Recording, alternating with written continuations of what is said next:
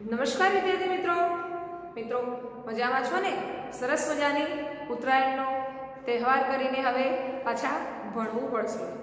હા તો મિત્રો, આજે આપણે ધોરણ 7 ગણિત વિષયમાં પ્રકરણ નંબર 11 પરિમિતિ અને ક્ષેત્રફળમાં આગળ વધીશું.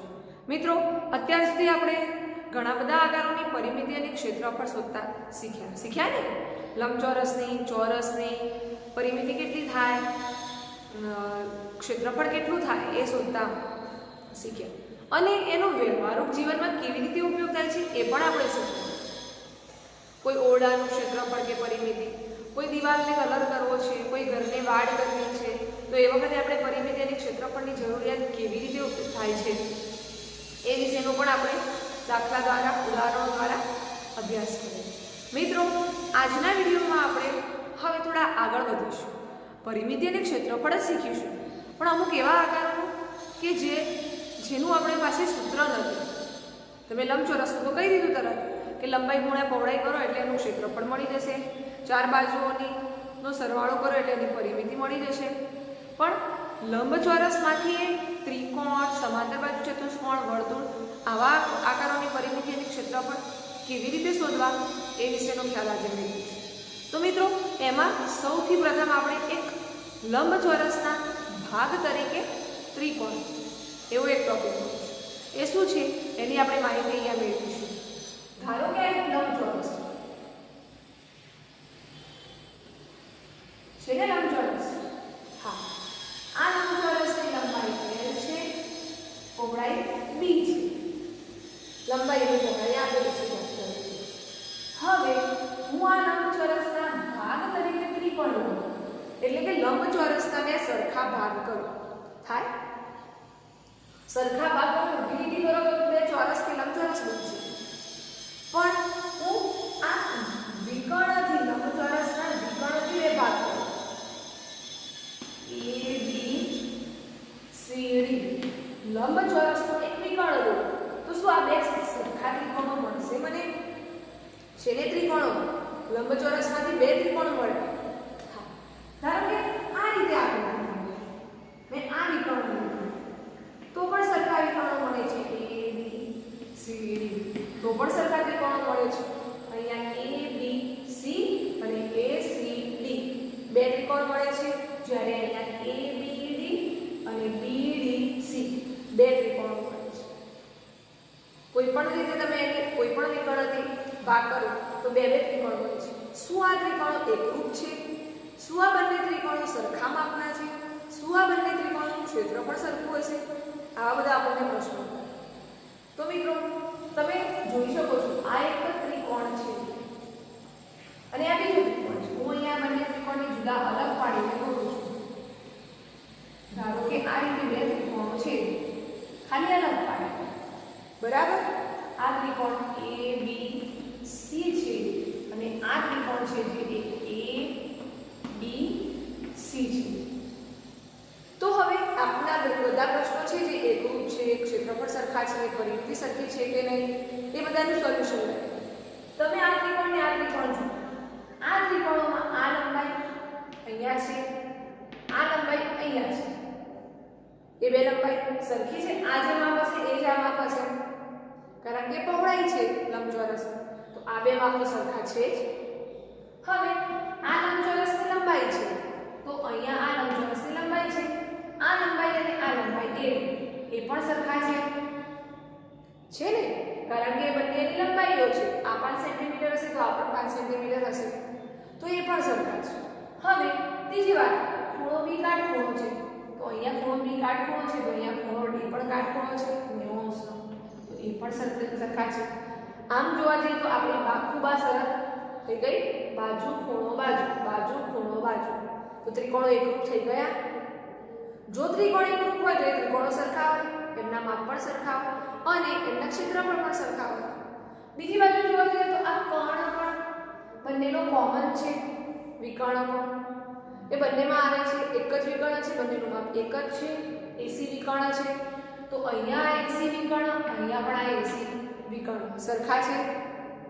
તો બા શરત લાગુ પડો તો પણ બંને ત્રિકોણો સરખા થાય છે. તેમની પરિમિતિ પણ સરખી હશે, તેનું ક્ષેત્રફળ પણ સરખું હશે અને તે એકરૂપ પણ હશે એવું કહેવાય. તો આનો મતલબ શું થયો કે કોઈ પણ લંબચોરસ લો, લંબચોરસના વિકર્ણોથી બનતો ત્રિકોણ હોય, બનતા બે ત્રિકોણ હંમેશા કેવા હશે? સરખા જ હોય કે નહીં? આપણે જોઈ શકીએ છીએ કે એનું બધું જ સરખું છે, તો ત્રિકોણ સરખા જ હોય ને, એકરૂપ પણ છે, સરખા પણ છે, ક્ષેત્રફળ સરખું છે. પરિમિતિની વાત કરો તો આપણને એમ થાય AB, BC અને CE સરવાળો કરીએ, ધારો કે આ 3 છે, આ 4 છે, આ 5 છે, તો અહીંયા પણ આ 3, 4 અને 5 થવાના, તો સરવાળો કરશો તો સરખો જ મળશે. હવે ક્ષેત્રફળ શોધીએ તો એ પણ સરખું મળે. તો મિત્રો ક્ષેત્રફળ શોધીએ તો સરખું મળે, પણ હવે આ ત્રિકોણનું ક્ષેત્રફળ શોધવું કેવી રીતે મારે? તો એ આપણે કરીશું. આપણને એના ઉપરથી ખબર પડી ગઈ કે આ બંને ત્રિકોણો હંમેશા માટે સરખા જ હોય છે, લંબચોરસના વિકર્ણથી બનતા ત્રિકોણ. આ આકૃતિમાં જોશો તો પણ આ બે સરખા છે, ભલે બીજી સાઈડનું વિકર્ણ છે. તો મિત્રો આના ઉપરથી આપણે હવે આ ત્રિકોણનું ક્ષેત્રફળ શોધતા શીખીશું. મારે આખા ચોરસનું ક્ષેત્રફળ શોધવું નથી. ધારો કે મારે ફક્ત અને ફક્ત આવા રહેલા ત્રિકોણનું ક્ષેત્રફળ જોઈએ છે. હું એમ કહું કે આ આકૃતિમાં મારે આ જે બે ત્રિકોણ રહ્યા એ બેનું ક્ષેત્રફળ જોઈએ છે. ધારો કે પહોળાઈ 3 સેન્ટીમીટર આપેલી છે, લંબાઈ 5 સેન્ટીમીટર આપેલી છે, અને હું કહું કે ત્રિકોણ ABC નું ક્ષેત્રફળ શોધો. અહીંયા તમને પ્રશ્ન પૂછું કે ત્રિકોણ ABC નું ક્ષેત્રફળ શોધો, તો તમે શું કરશો? આપણને હવે ત્રિકોણના ક્ષેત્રફળનું સૂત્ર તો યાદ નથી, શીખવાનું છે આપણે, પણ આગળના આ પ્રકરણમાં શીખવાનું છે. પણ લંબચોરસના ભાગ તરીકે ત્રિકોણ છે, તો આપણે લંબચોરસનો જ કંઈક ઉપયોગ કરી લઈએ. તો એવું કહી થાય કે લંબચોરસનો જ ઉપયોગ કરી લો. તો હાલ આપણે હવે એ જોઈશું. ધારો કે મારે આ ત્રિકોણનું ક્ષેત્રફળ શોધવું છે, ત્રિકોણ ABC નું ક્ષેત્રફળ, બરાબર. ધારો કે આપણે આ 4 સેન્ટીમીટર લંબાઈ 4 સેન્ટીમીટર, તો આ ત્રિકોણનું ક્ષેત્રફળ એટલે કે આ ભાગનું ક્ષેત્રફળ થયું, આટલા ઘેરાવાનું ક્ષેત્રફળ થયું. તો તમે કહેશો કે આ ભાગ અને આ ભાગ બંને સરખા છે, એનો મતલબ આ ત્રિકોણને લંબચોરસના ક્ષેત્રફળ કરતાં અડધો છે. લખી શકીએ છીએ ને, અડધું લંબચોરસ એટલે આ ત્રિકોણ છે, અડધું લંબચોરસ એટલે આ ત્રિકોણ છે. આ બે ત્રિકોણનું ક્ષેત્રફળ ભેગું કરું તો હું લંબચોરસનું ક્ષેત્રફળ મેળવી શકું. મારે આ ત્રિકોણમાં લંબચોરસનું ક્ષેત્રફળ શોધવું છે, તો હું શું કરીશ? ત્રિકોણ ABC નું ક્ષેત્રફળ વત્તા ત્રિકોણ ACD નું ક્ષેત્રફળ, બે ક્ષેત્રફળ ભેગા કરું તો મળે. તો મારે ત્રિકોણનું ક્ષેત્રફળ એક ત્રિકોણનું શોધવું હોય તો શું કરવું પડે? 1/2 લંબચોરસનું ક્ષેત્રફળ, કારણ કે એના કરતાં એ અડધું છે, તો આપણે અહીંયા લખી શકીએ 1/2 લંબચોરસનું ક્ષેત્રફળ. આપણે લંબચોરસના ક્ષેત્રફળનો ઉપયોગ કરીને ત્રિકોણનું ક્ષેત્રફળ શોધીશું.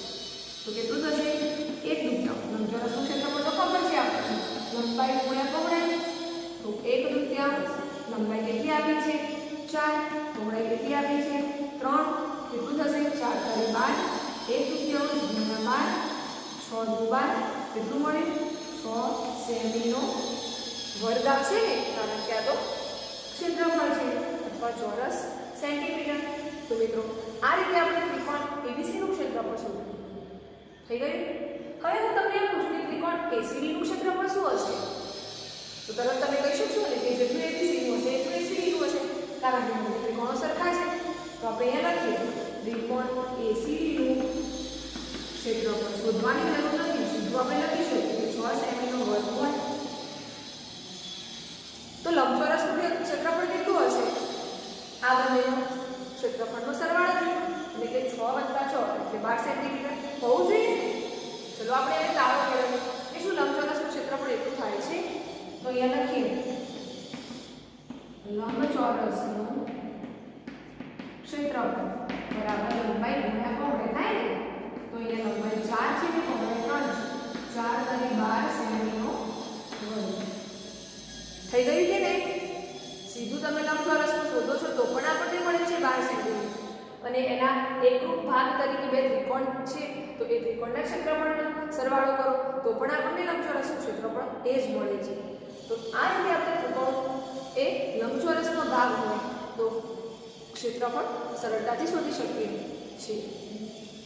હવે વાત કરીએ આ ત્રિકોણ શું એવી રીતે ચોરસમાં પણ એવું શક્ય છે તો એ જોઈએ.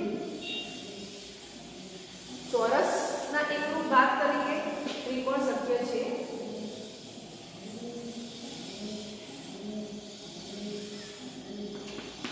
ચોરસના ભાગ તરીકે ત્રિકોણ તો આપણે અહીંયા ચોરસ બોલીશું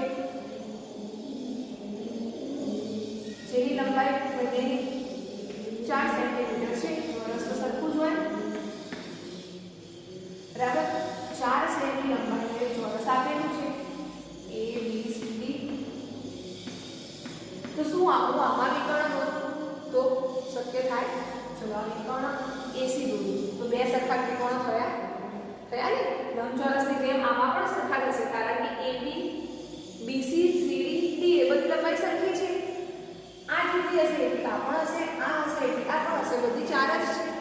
વિકર્ણ પણ બંનેનો કોમન છે તો આ બે ત્રિકોણો પણ અહીંયા મળતા બે ત્રિકોણો પણ એકરૂપ હશે. પરિમિતિ સરખી હશે, ક્ષેત્રફળ સરખું હશે, બધું જ એનું સરખું હશે. તો મારે આ બે ત્રિકોણનો ક્ષેત્રફળ શોધવા તો ધારો કે મારે ત્રિકોણ ABC નું ક્ષેત્રફળ શોધવું છે તો હું શું લખી શકું? ખબર પડી જાય હવે તો 1/3 ચોરસનું ક્ષેત્રફળ લખી શકાય કે નહીં? હા. તો 1/3 ચોરસનું ક્ષેત્રફળ શું થાય? લંબાઈનો વર્ગ. તો 1/3 લંબાઈનો વર્ગ એટલે 4 નો વર્ગ કેટલો થાય? 1/3 4 ચોક 16 તો 8 સેન્ટીમીટરનો વર્ગ મળ્યો. આ થઈ ગયું એક ત્રિકોણનું ક્ષેત્રફળ. આ ત્રિકોણનું ક્ષેત્રફળ 8 સેન્ટીમીટરનો વર્ગ થયો. તો આ ત્રિકોણનું કેટલું થશે? એ પણ 8 સેન્ટીમીટરનો વર્ગ થઈ જશે. તો આપણે કહી શકીએ કે ત્રિકોણ ACD નું ક્ષેત્રફળ કેટલું થશે? 8 સેન્ટીમીટરનો વર્ગ. અહીંયા લખીએ ત્રિકોણ ACD નું ક્ષેત્રફળ બરાબર પણ 8 સેમીનો વર્ગ. બંને ત્રિકોણના ક્ષેત્રફળ મળી ગયા. જો મારું આખું કમ્બાઈન ચોરસનું ક્ષેત્રફળ શોધવું હોય તો આ બંનેના સરવાળા કેટલું? તો 8 + 8 એટલે 16 સેન્ટીમીટરનો વર્ગ. હવે તમે ચોરસના ક્ષેત્રફળનું સૂત્ર મૂકીને પણ મેળવી શકો. તો આપણે જાણીએ છીએ કે ચોરસનું ક્ષેત્રફળ બરાબર લંબાઈનો વર્ગ 4 × 4 4 ચોક 16 સેમીનો વર્ગ. મળી ગયો કે નહીં? આપણે અહીંયા 8 + 8 કરીને 16 સેમીનો વર્ગ મળે તો આ પણ 16 સેમીનો વર્ગ મળે. તો ચોરસના ભાગ તરીકે ત્રિકોણ હોય તો પણ તમે આ રીતે શોધી શકો છો. પણ હવે આ જ ચોરસના ભાગ તરીકે ત્રિકોણને બંને વિકર્ણોથી હોય તો અહીંયા તમે એક વિકર્ણ દોર્યો એવા હું બે વિકર્ણો દોરું બંને તો પણ 4 ત્રિકોણ થાય છે ને? 1 2 3 અને 4. શું આ 4 સરખા હશે? આ 4 ત્રિકોણ સરખા હશે? તો હા મિત્રો, આ 4 ત્રિકોણ કેવા હોય? સરખા જ હોય. કારણ કે આમાં પણ એવું જ થશે. આ લંબાઈ છે, આ લંબાઈ છે. ધારો કે આ ત્રિકોણની વાત કરો તમે, ત્રિકોણ નંબર 2 અને ત્રિકોણ નંબર 1. ચલો એમાં લંબાઈ સરખી છે. આ જે બાજુ છે અને આ બાજુ છે એ વિકર્ણની લંબાઈ કરતા અડધી છે તો બંનેમાં અડધી અડધી આવવાની. તો આ 4 ત્રિકોણ પણ સરખા છે. તો હવે મારે ત્રિકોણના ભાગ તરીકે ચોરસનું ક્ષેત્રફળ શોધવું હોય તો શું કરવું પડે મારે? અથવા તો ત્રિકોણનું ક્ષેત્રફળ શોધવું તો શું કરું? તો હવે તમે કહી શકો કે આ એક ત્રિકોણનું હું શોધું તો મને 4 ત્રિકોણના મળી જાય અને એ બધા સરખા જ હોય અને આ બધાનો હું સરવાળો કરું તો આખા ચોરસનું ક્ષેત્રફળ પણ મળી જાય. મળે કે નહીં? હા. તો ચલો આપણે એક ત્રિકોણનું ક્ષેત્રફળ શોધીએ. ત્રિકોણ AOB એટલે કે પ્રથમ નંબરના ત્રિકોણનું ક્ષેત્રફળ બરાબર કેટલું થશે? હવે એક ચોરસના કેટલા સરખા ભાગ થયા? 4 ભાગ થયા ને બધા ત્રિકોણ સરખા છે એટલે સરખા જ ભાગ કહેવાય. તો અહીંયા લખી શકું 1/4 ચોરસનું ક્ષેત્રફળ લખાય ને. જેટલા સરખા ભાગ થયા હોય બધા ભાગ સરખા છે એટલે લખી શકીએ છીએ. જો ભાગ અલગ અલગ હોય તો ન લખી શકાય, પણ અહીંયા તો સરખા જ દેખાય છે આપણને. તો 1/4 લખી શકાય. 1/4 ચોરસનું ક્ષેત્રફળ એટલે લંબાઈનો વર્ગ. 1/4 ચોરસ કેટલી છે લંબાઈ? તો 1/4 16 4 ચોક 16 કેટલા મળશે? 4 સેમીનો વર્ગ. મળી ગયું. એક ત્રિકોણનું મળ્યું તો બીજાનું, ત્રીજાનું ને ચોથાનું બધાનું 4 સેન્ટીમીટર હશે, 4 સેમીનો વર્ગ હશે. તો બીજું ચોથા ત્રિકોણના ક્ષેત્રફળ પણ કેટલા હશે? 4 સેમીનો વર્ગ. હવે અહીંયા પણ આપણે બધા ભેગા કરીએ તો ટોટલ કેટલું થાય છે? ચોરસના ક્ષેત્રફળ જેટલું થવું જોઈએ. તો કરો 4 + 4 + 4 + 4 16 સેમીનો વર્ગ. આપણે શોધ્યું હતું કે ચોરસનું ક્ષેત્રફળ લંબાઈનો વર્ગ એટલે 4 ચોક 16 સેમીનો વર્ગ મળે છે. તો 2 ભાગ તરીકે કે 4 ભાગ તરીકે? જવાબ તો સરખો જ આવે છે. અને આ ત્રિકોણના ચોરસને ત્રિકોણના ભાગ તરીકે અને લંબચોરસને પણ ત્રિકોણના ભાગ તરીકે આપણે ક્ષેત્રફળ શોધતા શીખી ગયા, જે આપણે આગળ ઉપયોગ કરીશું. તો એ પછી આપણે તો લંબચોરસ અને ચોરસને ફક્ત ને ફક્ત ત્રિકોણમાં વિભાજિત કરે, એના આધારે એના ક્ષેત્રફળ ત્રિકોણના ક્ષેત્રફળ શોધે, અથવા તો ત્રિકોણના ક્ષેત્રફળને આધારે ચોરસના ક્ષેત્રફળ શોધે. પરંતુ મિત્રો હવે આપણે શીખીએ કે લંબચોરસના બીજા કોઈ આકારો હોય, લંબચોરસમાં બીજા કોઈ આકારો બનાવવામાં આવે, એટલે કે લંબચોરસના અન્ય એકરૂપ ભાગોનું સામાન્યીકરણ. અન્ય એકરૂપ ભાગો, એકરૂપ શબ્દ ખાસ ધ્યાન રાખો. એકરૂપ એટલે કે બધું જ સરખું હોય, એ બે ભાગોમાં આવતી બધી જ વસ્તુ સરખી હોય, એ બે ભાગો સંપૂર્ણપણે સરખા હોય. એકરૂપનો મતલબ એ છે એક જેવું રૂપ, બંને સંપૂર્ણપણે સરખા હોય. જો એવા ભાગો આપ્યા હોય તો 2 ભાગ હોય કે 4 ભાગ હોય કે 6 ભાગ, તો એમનું ક્ષેત્રફળ કેવી રીતે શોધવું? તો એ આપણે એક ઉદાહરણ દ્વારા સમજીએ. અહીંયા તમે એક આકૃતિ જોઈ શકો, જે લંબચોરસ છે ને. હવે એમાં 2 ભાગ કર્યા છે, સરખા છે કે નહીં એ ચેક કરવું છે, એકરૂપ છે કે નહીં. તમને જ્યારે લંબચોરસના આવા કોઈ પણ ભાગ આપવામાં આવે તો સ્પષ્ટપણે ઉપર લખેલું હોય કે એકરૂપ ભાગોમાંથી કોઈ એક બહુકોણનું ક્ષેત્રફળ શોધો. તો એકરૂપ લખ્યું છે એનો મતલબ કે બંને ભાગો કમ્પ્લીટલી સરખા હોય. આ એક ભાગ અને આ બીજો ભાગ એ કમ્પ્લીટલી સરખા હોય ત્યારે જ આ 2 ભાગ એક એકરૂપ ભાગ કહેવાય. હવે આ 2 ભાગ એકરૂપ ભાગ છે. હવે તમને એમ કહે છે લંબચોરસનું ક્ષેત્રફળ શોધો. તમે તો સીધે સીધું પણ શોધી દો, પણ ના, તમને એમ કહે છે કે આ બહુકોણનું ક્ષેત્રફળ શોધો. લંબચોરસનું તો તમને ખબર પડી જવાની, પણ બહુકોણનું ક્ષેત્રફળ શોધો. એક નંબરના બહુકોણનું કે બીજા નંબરના બહુકોણનું ક્ષેત્રફળ શોધો. તો કેવી રીતે શોધશો? આપણે ધારો કે અહીંયા જોઈએ A B F અને E બહુકોણ A B F એનું ક્ષેત્રફળ શોધવું છે. જો તમને પરિમિતિ શોધવાની કીધી હોત તો તમે કંઈક કરી દેત કે એની 4 બાજુનો સરવાળો, પણ આપણે અહીંયા પરિમિતિ નથી ભણતા, ફક્ત ને ફક્ત ક્ષેત્રફળ શોધવાનું શીખીએ છીએ. તો મિત્રો આનું ક્ષેત્રફળ શોધવું છે તો તમે શું કહી શકો? આ લંબચોરસને 2 સરખા બહુકોણોમાં વિભાજિત કર્યો છે, તો હું એવું કહી શકું કે આ બહુકોણનું ક્ષેત્રફળ એ લંબચોરસના ક્ષેત્રફળ કરતાં અડધું હશે, એટલે કે 1/3 ભાગ હશે. તો હું સ્પષ્ટ લખી શકું છું કે 1/3 લંબચોરસનું ક્ષેત્રફળ લખી શકાય કે નહીં? હા, તો આપણને આ બહુકોણનું ક્ષેત્રફળ મળી જાય 1/3. હવે લંબચોરસનું ક્ષેત્રફળ લંબાઈ તો પહોળાઈ, તો 1/3 લંબાઈ કેટલી છે?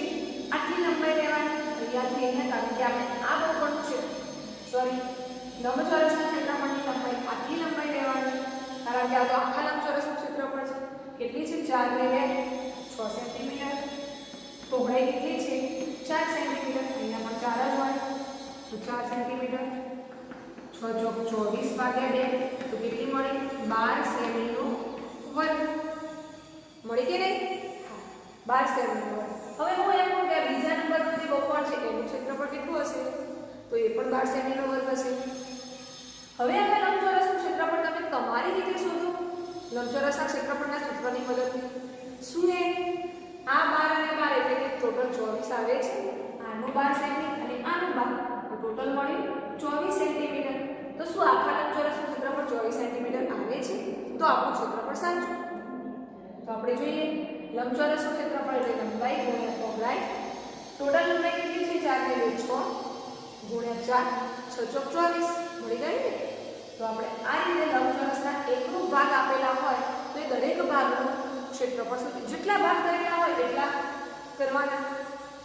આ બે ભાગ છે તો એક તૃતીયાંશ. આ આકૃતિ જુઓ હવે. આ આકૃતિ પણ લંબચોરસ છે અને ઉપર સ્પષ્ટપણે કહેલું છે કે આ બધા જ ભાગ એકરૂપ છે. તો આપણે એના માપ સાથે કઈ લેવા દેવાની? આકાર નાનો મોટો દોર્યો હોય તો પણ લેવા દેવાની. ભાગ એકરૂપ કીધા છે તો એનો મતલબ કે 1 2 3 અને 4 આ બધા ભાગ કેવા હશે? સરખા જ હશે. તો મેં એક લંબચોરસને સરખા 4 ભાગમાં વિભાજિત કર્યો. તો મારે આમાંથી ગમે તેનું ક્ષેત્રફળ શોધવું હોય તો શું કરવું પડે? 1/4 લંબચોરસનું ક્ષેત્રફળ થાય ને. એના તો માપ આપણને આપેલા છે. ધારો કે મારે આ પહેલા 1 નંબરના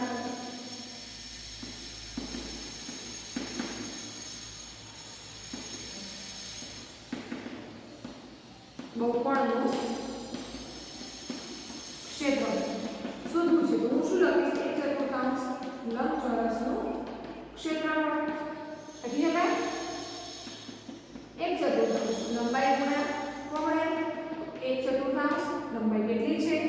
6 અને પહોળાઈ કેટલી છે? 4 6 24 ભાગ્યા 4 થશે.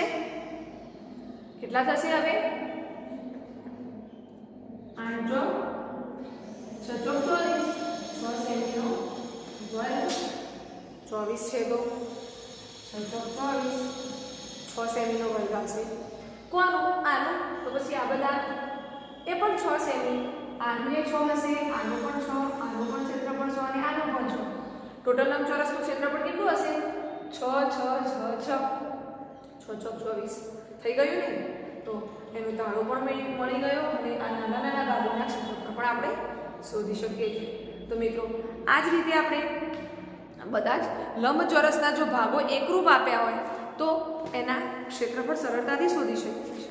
અને જે આપણા પ્રયત્ન કરોમાં આપેલા છે પેજ નંબર 210 ચોપડીનો પેજ નંબર 210 જેનો પ્રયત્ન કરોમાં 5 દાખલા આપેલા છે જેમાં આપણે આ બીજા નંબરનો દાખલો ગણ્યો છે.